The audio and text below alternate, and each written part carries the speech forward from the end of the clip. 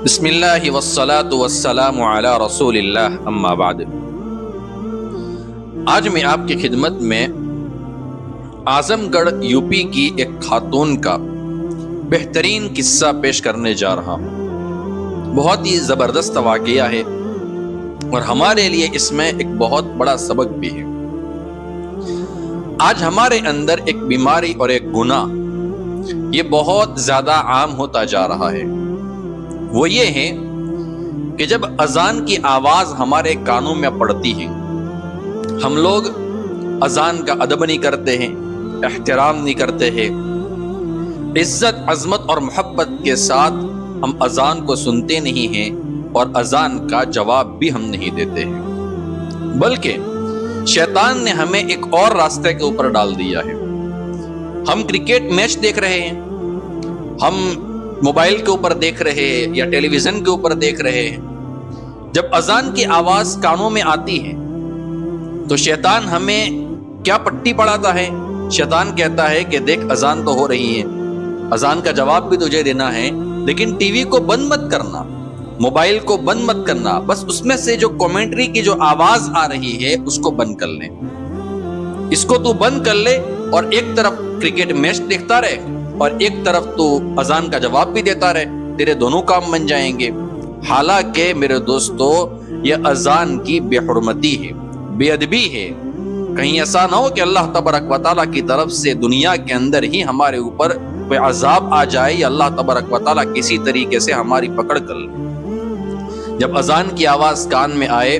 عزت کے ساتھ، ادب کے ساتھ، احترام کے ساتھ ہم اذان کا جواب دیں،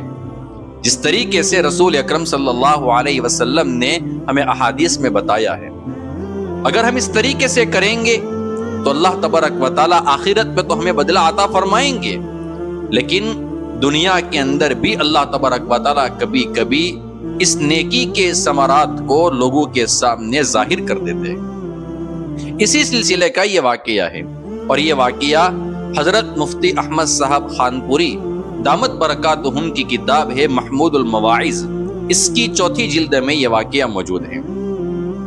حضرت فرماتے ہیں کہ اعظم گڑھ یو پی میں ایک خاتون کا انتقال ہو گیا۔ جب انتقال ہو گیا، اس کو ایک کمرے کے اندر اس کی چارپائی کو رکھا گیا تھا، اس کی میت کو وہاں پر رکھا گیا تھا،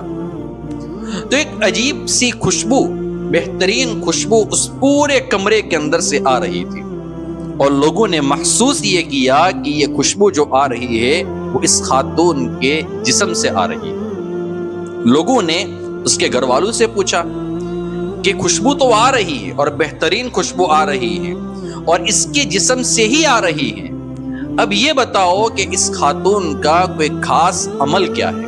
یہ کون سے اعمال کرتی تھی کہ جس کی وجہ سے اللہ تبارک و تعالیٰ نے اس کی خوشبو کو دنیا والوں کے سامنے ظاہر کر دیا؟ تو گھر والوں نے یہ بتایا، لوگوں نے یہ بتایا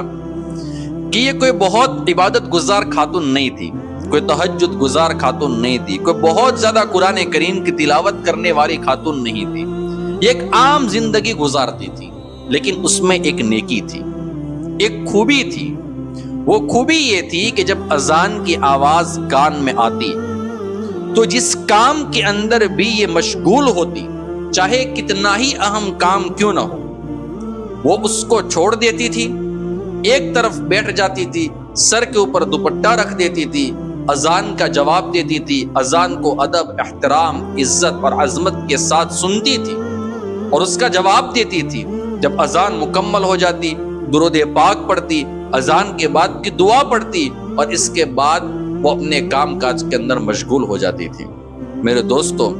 اذان کا ادب اور احترام کیا اس خاتون نے، اللہ رب العزت کو یہ عمل اتنا پسند آ گیا، اتنا پسند آ گیا کہ اس کی خوشبو کو دنیا والوں کے سامنے دنیا ہی میں ظاہر کر دیا۔ اللہ کرے کہ اللہ تبارک و تعالی ہمیں بھی اذان کا اس طریقے سے ادب اور احترام نصیب فرمائے۔ اس لیے جب بھی اذان کی آواز ہمارے کان میں آئے، ہم تمام کاموں کو چھوڑ دیں، اذان کا جواب دے جس طریقے سے اللہ کے رسول صلی اللہ علیہ وسلم نے بتایا ہے، اور جتنے بھی اہم کاموں کے اندر ہم مشغول ہو، تھوڑی دیر کے لیے ان کاموں کو ہم چھوڑ دیں۔ اللہ تبارک و تعالی مجھے اور آپ کو کہنے سننے سے زیادہ عمل کرنے کی توفیق عطا فرمائے، اور اللہ تبارک و تعالی ہمیں اذان کا ادب کرنے کی توفیق عطا فرمائے اور نمازوں کی پابندی کرنے کی توفیق عطا فرمائے۔ اقول قولی ھذا واستغفر اللہ وآخر دعوانا ان الحمد للہ رب العالمین۔